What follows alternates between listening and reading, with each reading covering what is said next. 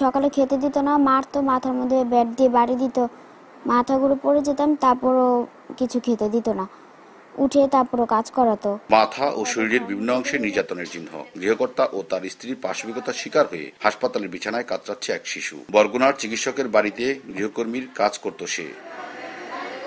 স্বজনরা জানান, প্রায় 1 বছর আগে সাভারের রাজাসন এলাকার বাসিন্দা বরগুনা সদর হাসপাতালের চিকিৎসক ডাক্তার ইসমাইল ও তার স্ত্রী মাহমুদা খাতুন শিশু মিমকে তাদের বাসায় নিয়ে আসেন। বরগুনা থাকা অবস্থায় একাধিকবার শিশুটিকে বিভিন্ন অজুহাতে নির্যাতন করে ওই দম্পতি। পরে মিমকে নিয়ে আসেন তাদের সাভারের বাড়িতে। দরজা সব লাগিয়ে তারপর তার দিয়ে বাড়ি দিয়েছে, বুঝিয়ে টুজিয়ে দিয়েছে যে তুমি যদি ওখানে মা বাবাকে কিছু বলো তাহলে তোমার মা বাবাকে ফাঁসিয়ে তুমি পুলিশে দিব। পুরো মাথা থেকে ধরে সমস্ত শরীরে মানে স্পট, আরো ক্ষত হয়েছে অনেক বড় বড়।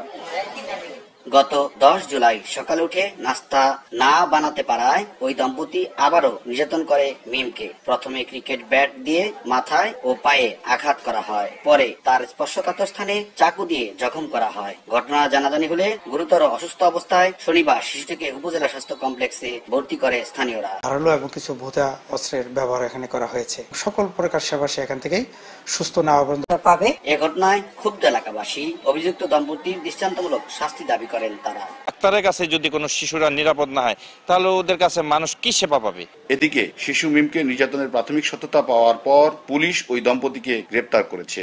আমরা আইনগত ব্যবস্থা নিয়েছি। আমরা আশা করব এ ধরনের ঘটনা যাতে ভবিষ্যতে কেউ না ঘটায়। অভিযুক্ত দম্পতির বিরুদ্ধে শিশু নির্যাতন আইনে মামলা করেছেন ভুক্তভোগী শিশুটির মা।